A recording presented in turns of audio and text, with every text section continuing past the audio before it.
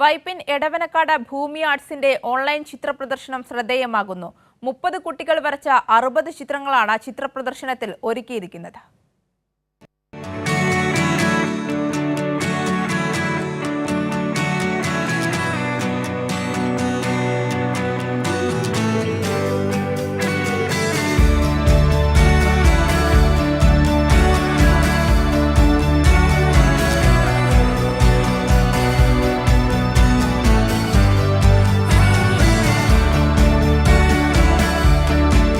വൈപ്പിൻ എടവനക്കാട് ഭൂമി ആർട്സ് ചിത്രകലാ പഠന കേന്ദ്രത്തിന്റെ നേതൃത്വത്തിലാണ് ഓൺലൈൻ ചിത്രപ്രദർശനം ആരംഭിച്ചത്.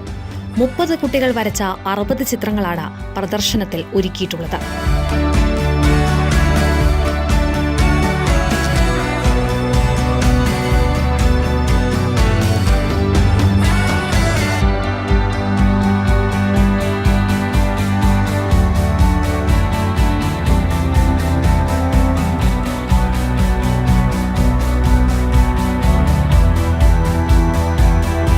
ഓസ്ട്രേലിയയിലെ പ്രസിദ്ധ ഭരതനാട്യം കഥക് ഡാൻസർ ഡോക്ടർ ആതിര രോഹത് ഓൺലൈനിലൂടെ പ്രദർശനത്തിന്റെ ഉദ്ഘാടനം നിർവഹിച്ചു.